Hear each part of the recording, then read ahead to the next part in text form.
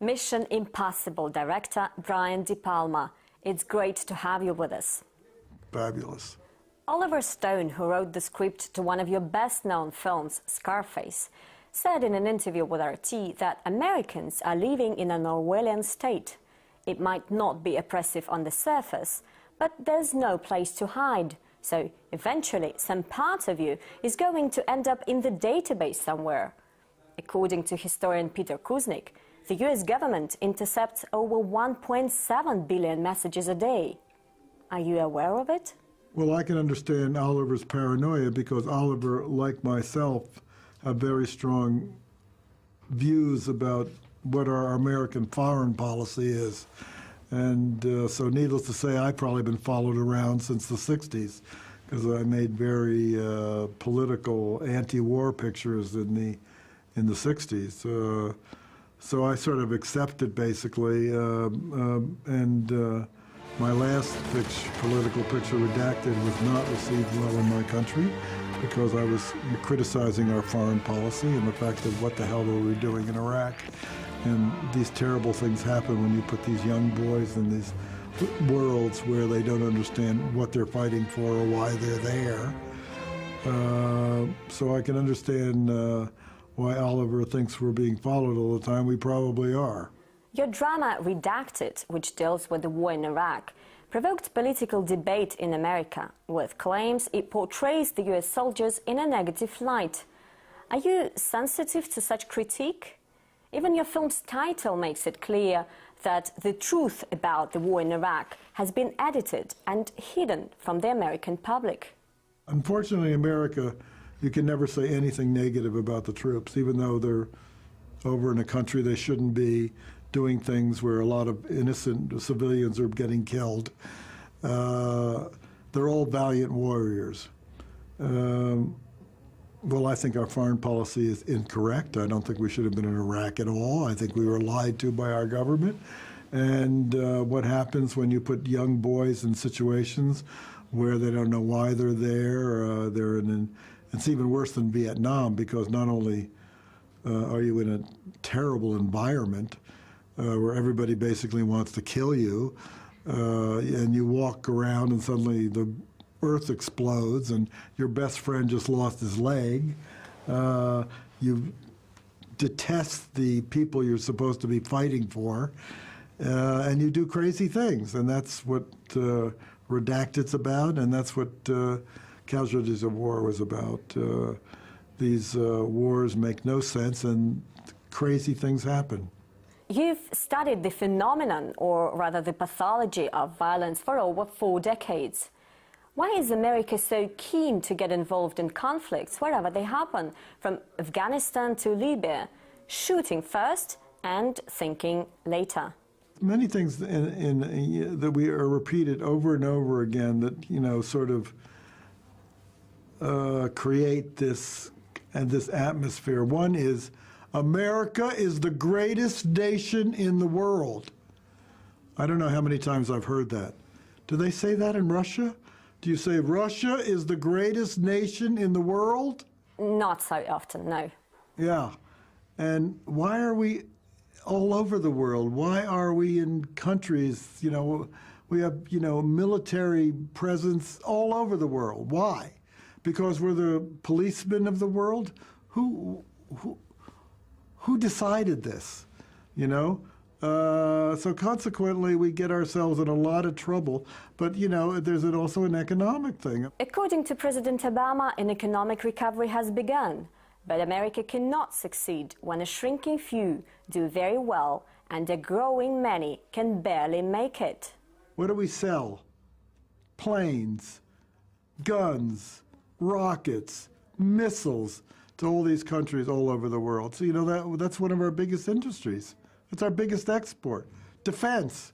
America spends as much money on military security intelligence as the rest of the world combined. You're dealing with a big, economic reality. The idea that we would cut any money to the defense budget is like unbelievable. Let's get a few more planes. Let's buy a few more ships. For what? We're going broke doing this, And there's like, you know, it's like when Eisenhower warned, you know, the military-industrial complex, watch out. It just grows and grows and grows, and nobody can seem to stop it. Barack Obama has been recently sworn in for his second term, but you don't seem to be very happy with his achievements. Oh, no, I think Obama's trying to change some of this. But, you know, you're dealing, you know, our country is very split. We have kind of liberals on either coast, and we have this kind of very conservative center of the country. And that's why it's so difficult to get anything done in the Congress. I mean, why do we have guns? What about guns all over the place? You know, we're slaughtering children, and people think, oh, well, maybe we need more policemen in the schoolrooms. I mean, you know, it's crazy. But guns is big business, and they like to sell guns. We are probably the only country in the world that has guns all over the place. Following the mass shooting at the elementary school in Connecticut in December, the Los Angeles Police Department has decided to deploy 600 armed police patrols at the elementary and middle schools. Do you think increasing police patrols could help halt violence? Some say that the real purpose of the police buildup at schools is to make kids used to the constant presence of police and the growing atmosphere of fear. There was an incident in China where somebody went to school and attacked all the children. Fortunately, he only had a knife, so his only advantage to stab a few people and kill no one. When you have automatic weapons that can fire, 100 rounds, I don't know, in 10 seconds, it's crazy. And it's like, these are the kind of things that make no sense in America. And obviously, after this last terrible tragedy, they're trying to make some changes in the gun rules. Oh, so I can buy an automatic weapon with a magazine that holds 200 bullets to go hunting? It's absurd. But these are the kind of things that just drive you crazy. I mean, it makes no sense whatsoever. Zero Dark 30, the controversial years drama focusing on the decade-long manhunt for Osama bin Laden, has been slammed for excessive violence and depiction of torture. Do you find such criticism fair enough? Absolutely not. Big surprise, we tortured a few people to find out where the terrorists were. Wow. Can't believe it. America torturing people? What's going on in Guantanamo Bay? Those poor guys have been there forever. Is the war ever over? Maybe we should waterboard them a little bit. They've only been there for 10 years. Where does this glorification of murder and torture come from? Well, I think the use of torture in the Bigelow movie is very realistic.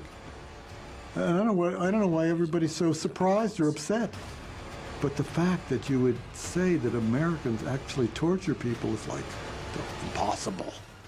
But it's ridiculous. Of course they tortured people. Unlike most of your action-packed crime dramas targeting men, your latest, Passion, is a film exclusively about women and for women. Now, in the past, some ladies have actually accused you of being a misogynist. Is this sex murder thriller your final answer to them? Well, I hadn't made a thriller in quite a while, and the producer who made the original French movie was approached in Toronto when it was shown there by American producers that wanted to make an English version. And there was so much interest in making an English version, he decided to make it himself. So he was an admirer of my film, so he sent the film to my agent. And I looked at it, and I hadn't made a thriller in a long time, and I'd sort of taken a couple of years off because I have, daughters in school. And I kind of liked the idea. Plus, I liked, making a film in Paris, or out of Paris, even though we ultimately shot it in Berlin. I like working in Europe. I like living in Paris. And I like the characters, these two aggressive women fighting for power within this advertising agency. I like women. I have worked with women my whole life. I went to a school as a graduate school at Sarah Lawrence, in which I was the only male amongst hundreds of women. So I'm very used to being in large groups of women. I'm used to working with women. I get along with them. I don't know where I got this misogynist reputation, because I love to shoot women. I love to dress them up. I love to make them look beautiful. I love to follow them around with cameras, because they are appealing to my eye. And this movie was full of women. We had the two competing executives. We had the assistant that's in love with her boss. And then we have this beautiful Russian ballerina. So what more could I ask for? Thank you very much.